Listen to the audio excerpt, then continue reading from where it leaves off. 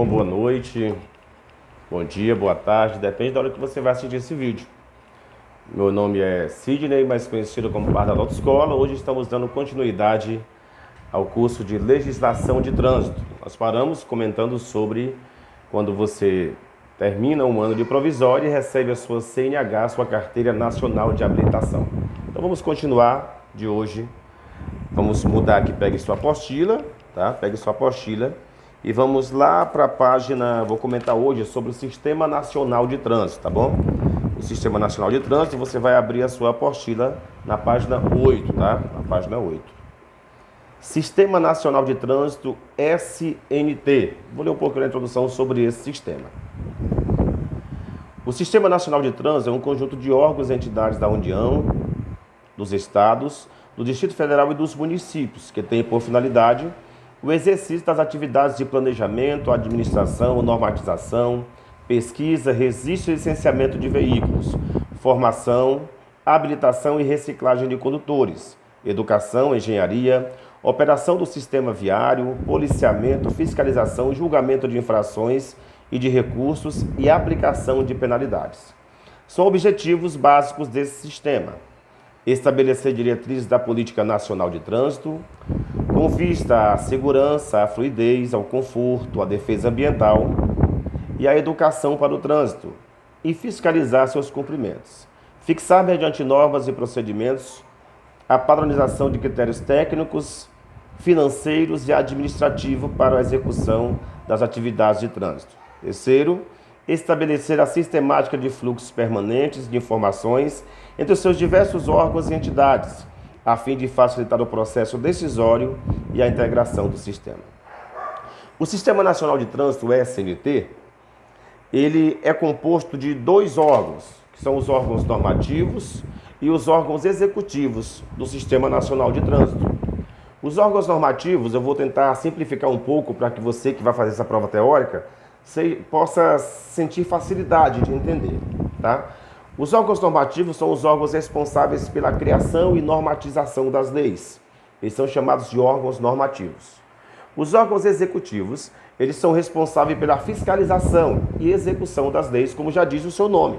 Órgãos executivos, trabalham para que as leis sejam executadas, fiscalizadas e respeitadas, tá? Os órgãos normativos, eles foram dividido em três. São três órgãos normativos. Nós temos o CONTRAN, que é o Conselho Nacional de Trânsito. Esse é o órgão máximo normativo do sistema. Então nós temos o órgão máximo normativo do Sistema Nacional de Trânsito, que é o CONTRAN, o Conselho Nacional de Trânsito. Nós temos o CETRAN, o Conselho Estadual de Trânsito, tá? Que tem jurisdição em cada estado, quer dizer que cada estado tem o seu conselho estadual. E nós temos o CONTRANDIF, o Conselho de Trânsito do Distrito Federal. É como se fosse um conselho estadual, mas como lá não é um estado, é considerado no Brasil um distrito, então ele é chamado de CONTRANDIF. É um conselho distrital ou um conselho federal, tá? Então nós temos o CONTRAN, o Conselho Nacional de Trânsito, o CETRAN, o Conselho Estadual de Trânsito, e o CONTRANDIF, o Conselho de Trânsito do Distrito Federal, tá? O Conselho Nacional de Trânsito, as leis que o Conselho Nacional criar, ela tem que ser válida e respeitada igualmente em todo o território. É uma lei, como já está dizendo o Conselho, é uma lei nacional. Exemplo, hoje para você tirar uma CNH no Brasil, você tem que ter no mínimo 18 anos completos. Isso é em qualquer estado, em qualquer cidade do nosso país, em qualquer lugar do nosso Brasil, que você for tirar uma CNH, é cobrado que você tenha no mínimo 18 anos completos, saiba ler e escrever e tenha RG e CPF. Então isso é uma lei nacional. Em qualquer local do Brasil que você chegar, em qualquer cidade, em qualquer estado, não vai mudar essa lei. Tem que ter ou preencher esses primeiros requisitos para dar entrada numa CNH. O CETRAN, o Conselho Estadual de Trânsito, ele cria a lei, que essa lei só é válida na jurisdição do seu estado, tá? Cada estado tem a sua devida lei estadual. Exemplo, aqui no nosso estado do Maranhão, nós temos a CETRAN, o CETRAN, o Conselho Estadual de Trânsito, que a lei que ele criar é válida para o estado do Maranhão. O estado do Tocantins, que é o nosso vizinho, tem o seu conselho estadual. o estado do Pará e assim sucessivamente. São conselhos estaduais com jurisdição no seu estado. Exemplo de leis que podem mudar de conselho estadual para conselho estadual. Aqui no estado do Maranhão, por exemplo, quando vence o IPVA dos seus veículos, eles têm que ser pagos no mesmo mês, vencem todos num mês só muda os dias. Já bem aqui nosso vizinho do estado do Tocantins, ele vence pelo final de placa. No final de número de placa é que vai vencer o IPVA do veículo do estado do Tocantins, que é o nosso vizinho. Comento porque é o nosso vizinho aqui, tá? É como eu posso comentar. Então, em alguns estados muda como é feito o vencimento para ser pago o IPVA dos veículos, tá bom? Então, é um exemplo de conselhos que mudam as suas leis, não afetando a lei nacional criada pelo CONTRAN, que é pagar o IPVA dos seus veículos. Só muda as datas de pagamentos, depende do final da placa em alguns estados, certinho? Então, essa é a diferença do Conselho Estadual para o Conselho Nacional. O Conselho Distrital, a diferença é que lá, como eu já falei, não é Estado, é um Distrito Federal. A lei que ele criar só tem jurisdição lá na capital do nosso Brasil, tá? No Distrito Federal. Então é assim que é criado, que é dividido, que é classificado os conselhos, tá? Os conselhos normativos do Sistema Nacional de Trânsito. Nós depois vem os conselhos executivos. O Conselho Executivo de Trânsito, que trabalha com a execução e fiscalização das leis. Quais são esses conselhos? Nós temos o DENATRAN, o Departamento Nacional de Trânsito, assim como nós temos o Conselho Nacional de Trânsito normativo, o Conselho Máximo Normativo, nós também temos o Conselho Máximo Executivo. Nós temos aqui o DENATRAN, o Departamento Nacional de Trânsito, que ele fiscaliza as leis nacionais. Então é o órgão máximo executivo do Sistema Nacional de Trânsito, costuma cair muito em prova teórica. Então lembre-se bem e não misture os dois nomes. O Conselho Máximo Normativo é o CONTRAN, o Conselho Nacional de Trânsito. O Conselho Máximo Executivo é o DENATRAN, o Departamento Nacional de Trânsito. Depois vem o mais conhecido. Nós temos o DETRAN, o Departamento Estadual de Trânsito. Esse DETRAN também cai muito em prova sobre o que eu vou comentar com você aqui agora. O Departamento Estadual de Trânsito, entre outras jurisdições, ele é responsável principalmente pela documentação dos veículos, para imprimir a documentação dos veículos, pela documentação do condutor, que é a CNH, tá? Então, todas as vezes que vier comentar em provas, perguntando quem é o órgão responsável para documentos de veículo, para documentos de CNH, documentos de habilitação dos condutores, para mudança de proprietário de veículo, mudança de estado. Sempre que comentar e falar sobre documentação, lembre-se que os órgãos responsáveis por isso, o órgão responsável é o DETRAN, o Departamento Estadual de Trânsito. Lembrando que esse DETRAN só tem nas capitais dos estados. Fora das capitais não tem DETRAN. Exemplo aqui em Imperatriz, do Maranhão, nós temos uma CIRETRAN. A primeira CIRETRAN do Maranhão, ela foi criada em Imperatriz. É uma circunscrição regional de trânsito. Essa circunscrição que é responsável para imprimir o documento de veículo dos condutores para que não seja obrigatório ele ir em São Luís buscar esse documento ou levar os seus veículos lá para emplacar. Então foram criadas as CIRETRANs, que são circunscrições regionais de trânsito para cidades mais distantes das capitais. Então nós temos o DENATRAN, como eu já falei, o Departamento Nacional de Trânsito. Temos o DETRAN, o Departamento Estadual de Trânsito. Logo depois, o outro órgão executivo é o DENIT. O DENIT e o DER, que é o Departamento Nacional de Infraestrutura de Transportes, que é o DENIT, e o DER, o Departamento de Estradas e Rodagens. Por que eu falei os dois juntos? Porque os dois trabalham cumprindo o mesmo papel, tá? O DENIT e o DER, o Departamento Nacional de Infraestrutura de Transportes, e o DER, Departamento de Estradas e Rodagens. Eles trabalham com a manutenção e sinalização das rodovias. Sempre que você viaja e vê uma manutenção numa rodovia, você vai ver a placa ou do DENIT ou do DER, dependendo do que tipo de rodovia você está trafegando. Quando for uma rodovia federal, vai ser a placa do DENIT, Departamento Nacional de Infraestrutura de Transportes. Quando for uma rodovia estadual, vai ser a placa do DER, Departamento de Estradas e Rodagens. Então a diferença do DENIT e o DER é apenas essa, mas os dois trabalham cumprindo o mesmo papel, que é a manutenção e a sinalização das rodovias. Depois vem a JARE. O que é a JARE? A JARE é como é que eu posso passar para vocês? JARE é uma junta administrativa de recursos, de infrações. Deixa eu dar um exemplo mais simples aqui. Você foi multado. Automaticamente um guarda de trânsito, um policial de trânsito julgou você um infrator no trânsito, na via. E você se sentiu injustiçado por isso. Aí, será que eu posso recorrer a essa infração? Pode sim. Então você pode recorrer diretamente na JARE, que é uma junta administrativa de recursos e infrações, como já diz o nome. Então a JARE é um sistema executivo julgador, tá? No português mais simples. Então falamos sobre o Departamento Nacional de Trânsito, Departamento Estadual de Trânsito, o DENIT, o DER e a JARE. Nós temos ainda, além desses, nós temos a PRF, a Polícia Rodoviária Federal, que trabalha com a fiscalização e organização do trânsito nas áreas rurais, as rodovias. São responsáveis para que organize e fiscalize o trânsito nas rodovias. E nós temos as PMs, a PM, que trabalha também com a manutenção e fiscalização nas áreas urbanas.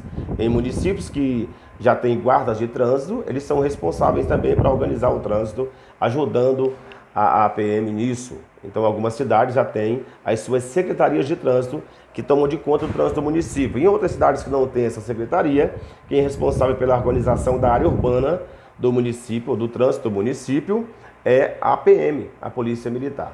Então, esses são os órgãos executivos do Sistema Nacional de Trânsito, tá? Que você tem que lembrar disso em prova. Eu lembro-me que quando eu fiz a minha prova, foi o que mais me doeu a cabeça, né? Já faz tempo que eu fiz essa prova, graças a Deus, já faz muito tempo que eu sou instrutor de trânsito, automaticamente faz tempo que eu fiz uma prova dessas. Mas foi o que mais doeu a cabeça porque é muito tran.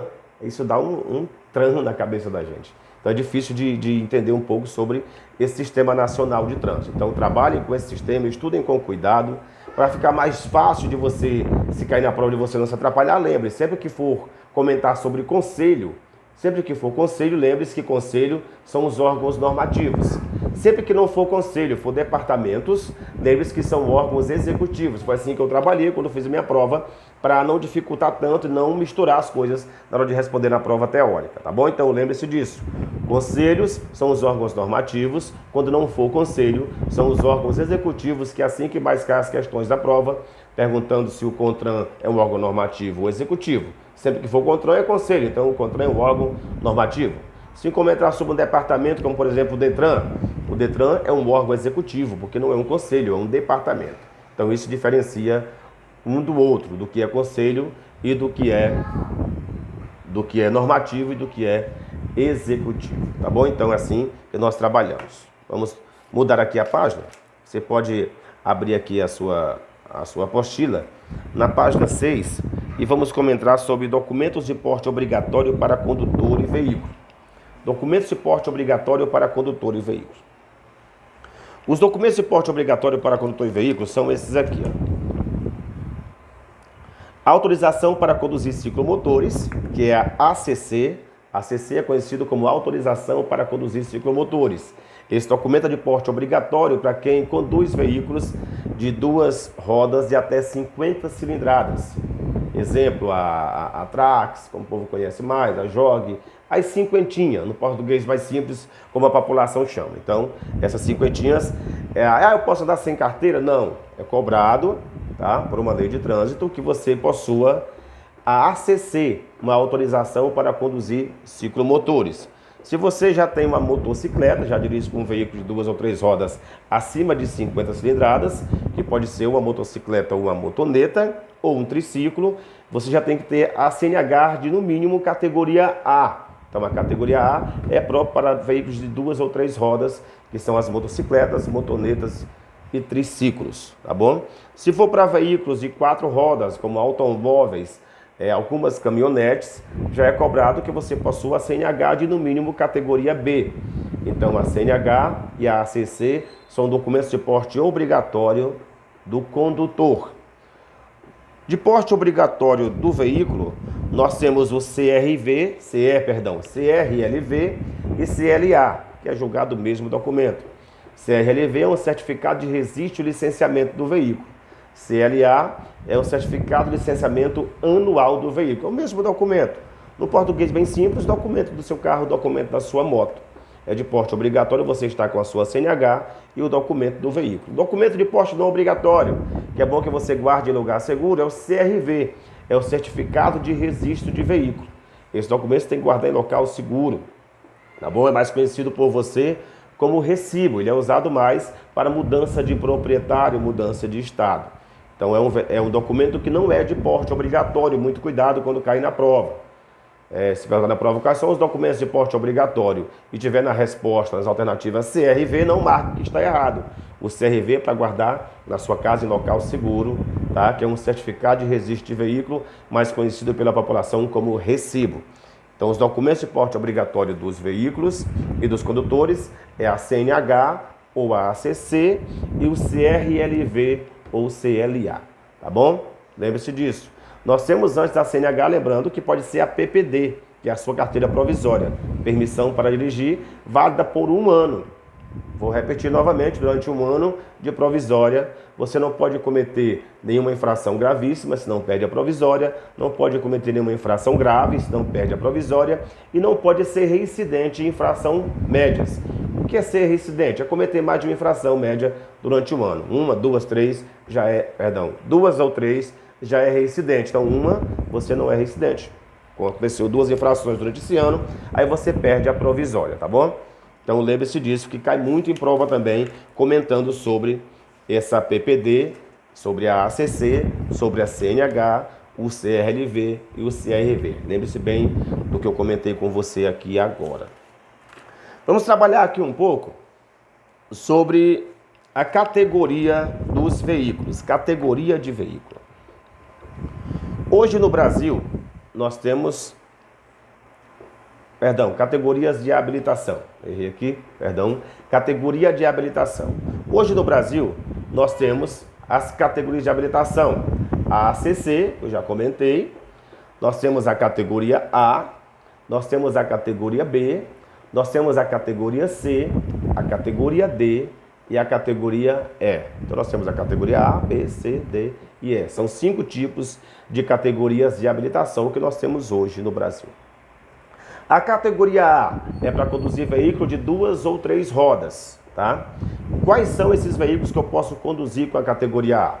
Nós temos a motocicleta, a motoneta, o ciclomotor e os triciclos.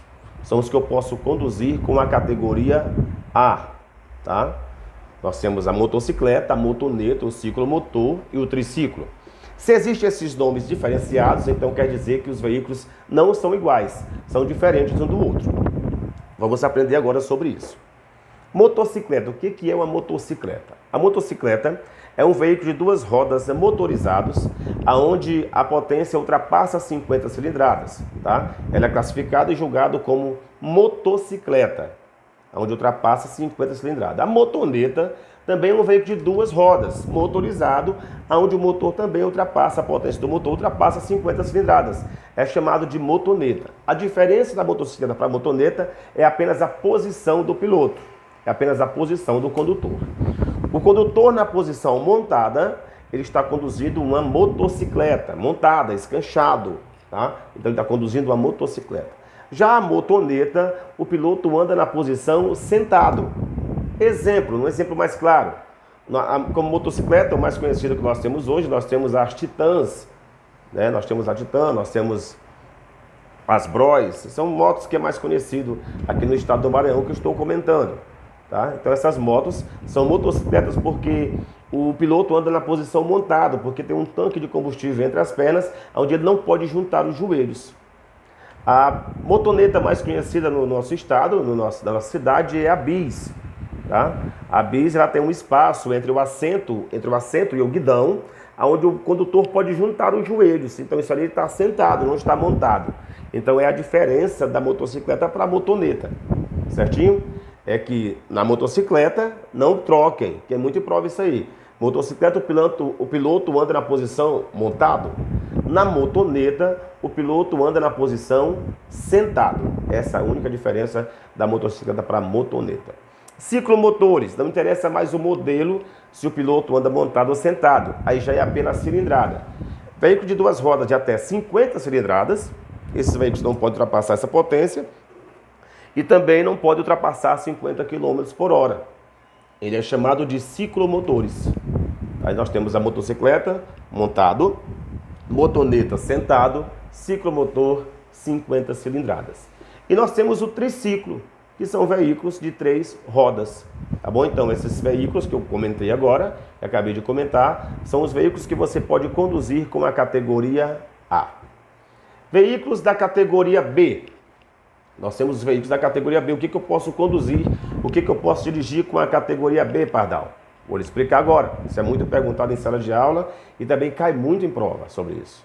Os veículos de categoria B são veículos automóveis ou caminhonetes, algumas caminhonetes. Por que eu falo sempre algumas caminhonetes? É porque eu só posso conduzir com a categoria B veículos que não ultrapassem 3.500 kg de peso bruto total. Esse é o peso máximo do veículo que eu posso conduzir com a categoria B, que não ultrapasse 3.500 kg de peso bruto total. Tá? Ultrapassou esse peso, eu não posso mais conduzi-lo com a categoria B. Então, algumas caminhonetes ultrapassam esse peso. Então, eu não posso dirigir qualquer caminhonete com a categoria B. Só as caminhonetes que não ultrapassam esse peso de 3.500 kg de peso bruto total.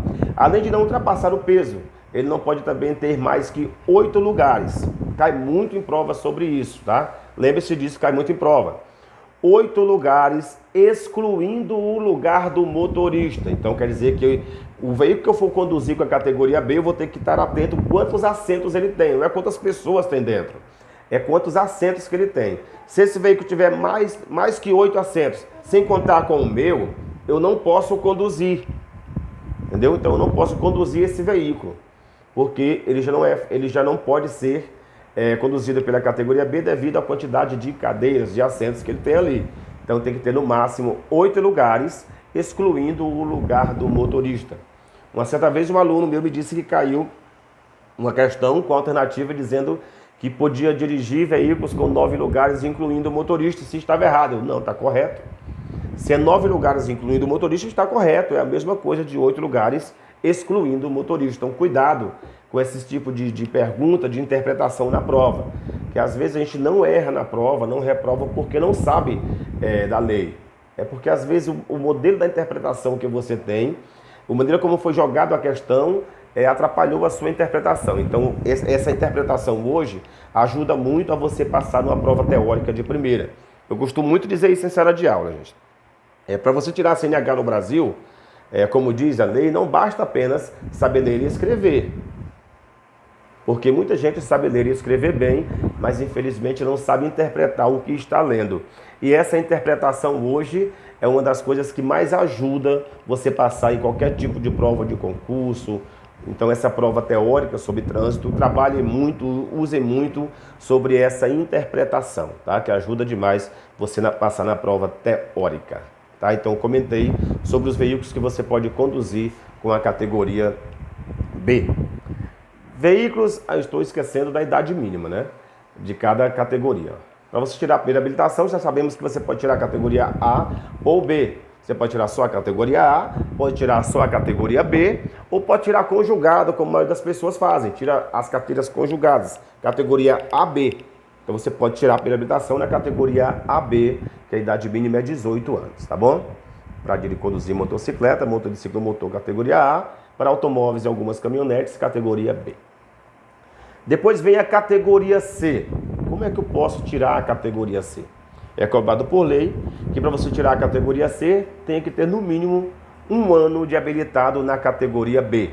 Então, depois de 1 ano de habilitado na categoria B, se durante esse ano você não tiver cometido nenhuma infração gravíssima, nenhuma grave, e nem ter sido reincidente em infrações médias, você pode mudar para a categoria C.